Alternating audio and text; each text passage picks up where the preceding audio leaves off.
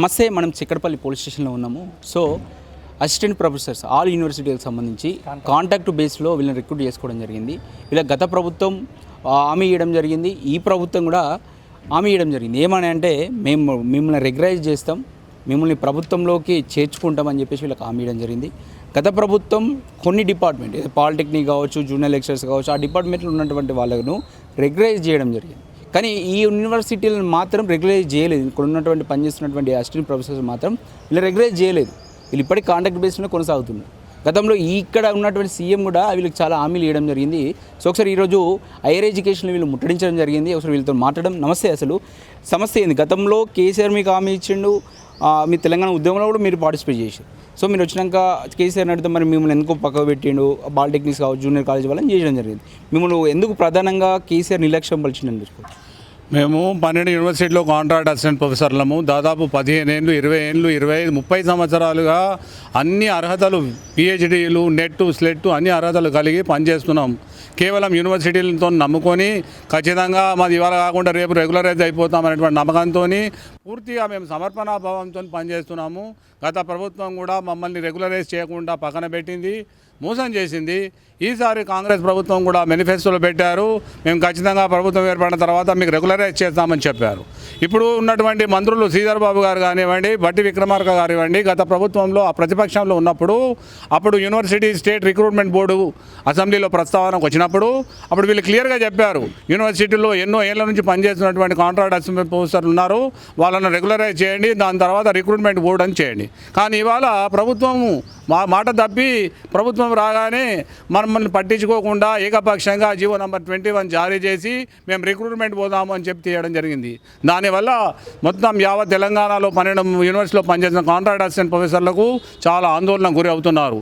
ఒకవేళ రిక్రూట్మెంట్ కనుక జరిగితే మా పరిస్థితి ఏంటిది? మా కుటుంబాలు రోడ్ల మీద పడే పరిస్థితి ఉంది. కాబట్టి రిక్రూట్మెంట్ కంటే ముందు మా యొక్క సమస్య ఏదైతే ఉందో యూనివర్సిటీలో పనిచేసిన కాంట్రాక్ట్ అసిస్టెంట్ ప్రొఫెసర్లకు బేసిక్ డిఏ, హెచ్ఆర్ఏ 3% యాన్యువల్ ఇంక్రిమెంట్తో కూడుకున్నటువంటి ఉద్యోగ భద్రత కల్పించండి, దాని తర్వాత రిక్రూట్మెంట్ చేయాలని చెప్పి మేము గట్టిగా డిమాండ్ చేస్తున్నాము. అందుకొరకే మేము జీవో నంబర్ 21 ఏదైతే జారీ చేశారో దాన్ని వెంటనే విత్డ్రా చేసుకోవాలి. దాన్ని మేము పూర్తిగా ఖండిస్తున్నాము. మేము ఎన్నో ఏళ్ళుగా యూనివర్సిటీని నమ్మకం చేస్తున్నాము. కాబట్టి వీళ్ళందరినీ రెగ్యులరైజ్ చేసిన తర్వాత ఒకవేళ కాలయాపన అడిగితే బేసిక్ డిఏ, హెచ్ఆర్ఏ 3%తో కూడుకున్న ఇంక్రిమెంట్ కనుక ఇచ్చి ఉద్యోగ భద్రత కల్పించి అప్పుడు మీరు రిక్రూట్మెంట్ పోతే మాకేం అభ్యంతరం లేదు. లేకపోతే మాత్రం దాన్ని అడ్డుకుంటాము. ఇవాళ మేము ఉద్యమంలో భాగంగా నిన్న నుంచి క్లాసులు బైకాట్ చేశాం మొత్తం 12 రోజులు. ఈరోజు కూడా ఉద్యమంలో భాగంగా స్టేట్ కౌన్సిల్ హైయర్ ఎడ్యుకేషన్ ముట్టడి కార్యక్రమం పెట్టాము. ఇవాళ ఉదయం నుంచి కూడా పోలీసులు నిర్బంధాలు విధించి ముందస్తు అరెస్టులు చేశారు. వరంగల్ లోపల, మహబూబ్ నగర్లో, నల్గొండ జిల్లాలో ఎంతోమంది, వందలాది మందిని అరెస్ట్ చేసి పోలీస్ స్టేషన్లు నిర్బంధించారు. అయినప్పటికీ కూడా పోలీసు వలయాలను ఛేదించుకొని ఇవాళ మహిళా ప్రొఫెసర్లు, అన్ని అర్హతలు ఉన్నటువంటి కాంట్రాక్ట్ అసిస్టెంట్ ప్రొఫెసర్లు అందరూ కూడా పెద్ద ఎత్తున స్టేట్ కౌన్సిల్ ఎడ్యుకేషన్ చేసి ముట్టడియడం జరిగింది. మాకున్నటువంటి సూచన మేరకు దాదాపు రాష్ట్ర వ్యాప్తంగా 600-700 మందిని అరెస్ట్ చేయడం జరిగింది. ప్రజాస్వామ్య విధంగా నిరసన తెలుపుతామనేటువంటి చెప్పినా కూడా ప్రజాప్రభుత్వం అని చెప్పుకునే దాంట్లో ప్రజాస్వామ్య విలువలను తూలరాడుతున్నటువంటి పరిస్థితి ఉంది. కాబట్టి ఇవాళ అరెస్ట్ చేశారు. రేపు ఎల్లుండి మేము మాత్రం ఉద్యమాన్ని ఆపము. ఖచ్చితంగా బేసిక్ డిఏ, హెచ్ఆర్ఏ 3%తో కూడుకున్నటువంటి ఇంక్రిమెంట్ మాకు ఇచ్చేయాలి, ఉద్యోగ భద్రత కల్పించాలి.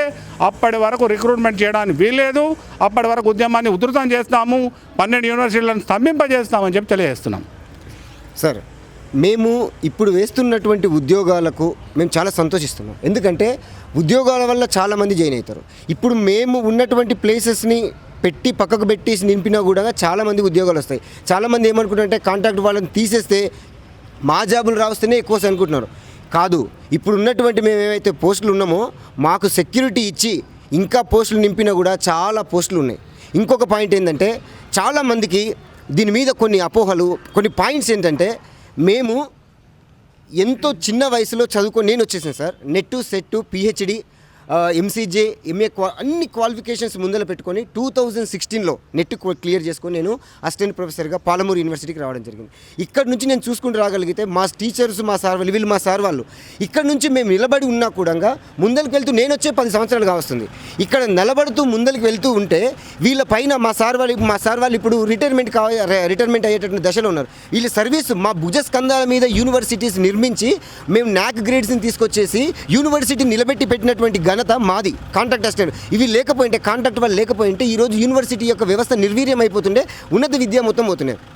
ఒకటే చిన్న ఎగ్జాంపుల్ సార్, హెచ్సియులో ఏదైతే ప్రకృతిని డిస్టర్బ్ చేయడం వల్ల పక్షులు ఎగిరిపోయినవో, ఇప్పుడు జ్ఞానాన్ని డిస్టర్బ్ చేయడం వల్ల ఉన్నత విద్యలో అంటే పిహెచ్డి అనేది దాని పైన ఉన్నటువంటిది తెలంగాణలో మన భారతదేశానికి ఉన్నతమైన విద్య.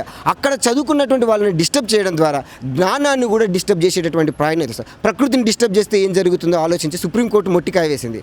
ఇప్పుడు జ్ఞానాన్ని డిస్టర్బ్ చేసేసి యూనివర్సిటీ అసిస్టెంట్ ప్రొఫెసర్స్ మీద దెబ్బ కొట్టాలని ప్రయత్నిస్తే మళ్ళీ మొట్టికాయలు వేయాల్సిన పరిస్థితి తీసుకురాకూడదు. ఎందుకంటే జ్ఞానంగా లోతుల్లో ఆలోచిద్దాం. మేము ఎవరికి వ్యతిరేకం కాదు, చాలా పోస్టులు ఉన్నాయి నింపుకోవడానికి. మాకు సంబంధించిన ఉద్యోగ భద్రత ఇవ్వండి. మా పోస్టులు కాకుండా మా పక్కన మా ప్లేస్ చూసుకుంటే నా ప్లేస్ పక్కన ఇంకా 3 పోస్టులు ఖాళీ ఉన్నాయి. ఇంకొక ప్లేస్లో అట్లా ప్రతి ప్లేస్ లోపల కూడుకున్నటువంటి పోస్టుల కంటే ఎక్కువ ఉన్నాయి. చాలామందికి తెలియక వీళ్ళు పక్కకి వెళ్ళాలి అనేటటువంటి పాయింట్స్ తోటి ఒక గందరగోళమైన పరిస్థితి ఏర్పడడం వల్ల కొన్ని ఇంపార్టెంట్ విషయాలను కూడా గుర్తుపెట్టలేని పరిస్థితి ఉంది. దానివల్ల ఏదైతే యూనివర్సిటీస్కి మేము రాళ్ళు మోసి నిలబెట్టినామో వీటిని, ఆ యూనివర్సిటీకి మన కారణమై నిలబెట్టడానికి కారణమైన ఇది వరకు యూనివర్సిటీస్కి బలోపేతానికి కారణమైనటువంటి మమ్మల్ని రెగ్యులరైజ్ చేసేటటువంటి ప్రక్రియను ఎందుకు అనుసరించలేదు? డిగ్రీ కాలేజ్ లెక్చరర్స్ని రెగ్యులర్ చేసిండ్రు, పాలిటెక్నిక్ వాళ్ళని రెగ్యులర్ చేసిండ్రు. మమ్మల్ని రెగ్యులర్ చేయడానికి కారణం ఏముంది? మా దగ్గర క్వాలిఫికేషన్స్ లేవా? నెట్ ఉంది, సెట్ ఉంది, పిహెచ్డి ఉంది. తర్వాత మేము కావాల్సినటువంటి క్వాలిఫికేషన్స్ నేషనల్ ఇంటర్నేషనల్ ఆర్టికల్స్ మా దగ్గర ఉన్నాయి. ఇన్ని క్వాలిఫికేషన్స్ మా దగ్గర ఉన్నా కూడా మా మీద ఇప్పుడు మేము వచ్చి పట్టుకున్నప్పుడు సార్, మా సార్ని 60 ఏళ్ళ వయసు వ్యక్తి ఎట్లా తీసుకొచ్చింది? మేము ఎక్కి రావాల్సి వచ్చిందంటే ఎక్కుతుంటే నా కళ్ళల్లో నీళ్ళు తిరిగినాయి. ఎందుకు ఆ వ్యక్తి అంతా మోయాల్సి వచ్చిందంటే, ఏం కాదు నాన్న, నాకేం కాదు, నేను ధైర్యంగానే ఉన్నానంటే లోపలికి వచ్చిన గందరగోళమైన పరిస్థితి ఏర్పడింది. మీరు ఆ వీడియోస్ కూడా పక్కన చూడొచ్చు. లోపల మా సార్ని సార్ మీరు ఓకేనా సార్ అంటే, నాకేం కాదులే బిడ్డ అన్న. ఇటువంటి పరిస్థితిని మాకు ఎందుకు? మేము ఏం తప్పు చేసినాం? క్రిమినల్స్మా, లేకుంటే హంతకులమా, లేకుంటే ఏమైనా మేము ప్రాబ్లం చేసినటువంటి వ్యక్తులమా? మా దగ్గర జస్ట్ మాకు ఉండేటటువంటి అవకాశాన్ని మేము ఇంకా మా విద్యార్థుల్ని, ఇప్పుడు ఉన్నటువంటి ఎస్ఐలు, సిఐలు వీళ్ళందరూ మేము పాఠాలు చెప్పడం ద్వారా అయినటువంటి పోస్టులు. మా సార్ వాళ్ళు పాఠాలు చెప్పడం ద్వారా మేము మారినాం, వాళ్ళు మారినారు. ఇటువంటి వారిని సిద్ధం చేసినటువంటి ఒక కార్యక్రమానిక మాకు ఇప్పుడు ఈ నిందలు? ఇది మా బాధ. స్టేట్ని నిర్మించడానికి, ఉద్యమాలను నిలబెట్టడానికి, తెలంగాణ ఉద్యమాన్ని నిలబెట్టడానికి ఉద్యోగంలో మేము తెలంగాణ ఉద్యమానికి గొంతునిచ్చినాం. యూనివర్సిటీ మేధస్సుగా మారి గొంతునిచ్చినాం. వీరి మీద ఎందుకు ఇంత నిర్లక్ష్య ధోరణి అని చెప్పేసి మేము ప్రశ్నిస్తున్నాం. చాలా పోస్టులు ఉన్నాయి. అన్ని పోస్టుల లోపల మా పోస్టులను రెగ్యులర్ చేసిన తర్వాత, ఉద్యోగ భద్రత కల్పించిన తర్వాత, హెచ్ఆర్ఏ డిఐ ఇచ్చిన తర్వాత కూడా చాలా అవకాశాలు ఉన్నాయి. కాబట్టి మా మీద దృష్టి పెట్టేసి మాకు సంబంధించినటువంటి 21 జీవో ఏదైతే ఉందో దాంట్లో మార్పులు మా కోసం మార్చేసి మీరు మంచి బేషరతుగా చాలామంది మేము ఆహ్వానిస్తున్నాం. మా దగ్గరికి రావాలి, మాకు బరువు అవుతుంది, మొయ్యలేకపోతున్నాం, చాలామంది వచ్చే అవకాశం ఉంది. మాకు భద్రత కల్పించి రాగలిగితే చాలా పోస్టులు ఉన్నాయి. కాబట్టి మేము చేస్తున్న రిక్వెస్ట్ ఒకటే, మా యూనివర్సిటీస్లో మా కాంట్రాక్ట్లో ఉన్నటువంటి జ్ఞాన సంపదను నిర్వీర్యం చేసేయాలని కోరుకుంటే, ఇప్పటి వరకు 20 సంవత్సరాల జ్ఞానం మొత్తం బురదలో పోసి కొత్తగా నిర్మించుకోవడానికి కష్టం ఒకటవుతుంది. వీళ్ళు రోడ్డు మీద పడడం అనేది మొట్టమొదటి పాయింట్ అవుతుంది. సో దీని గురించి మీరు గొప్పగా ఆలోచించి దీన్ని ఇంకా ముందుకు తీసుకెళ్ళాలి. వీళ్ళందరికీ ఏంటంటే అవగాహన లేనటువంటి చాలామందికి ఈ యొక్క విషయాల్ని అవగాహన పూరితంగా ఎక్స్ప్లెయిన్ చేయాలని చెప్పేసి కోరుకుంటూ మాకు ఈ అవకాశం ఇచ్చినందుకు thank you so much sir.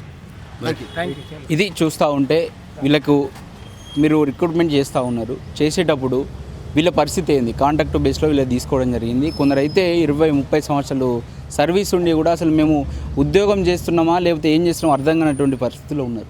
వాళ్ళకి ఏదో ఒక భద్రత ఇచ్చిన తర్వాత మీరు భద్రత ఇచ్చిన తర్వాత మీరు రిక్రూట్మెంట్ చేయాల్సిన అవసరం ఉంది. కెమెరామెన్ వెంకటేష్తో అక్షిత్, హైదరాబాద్.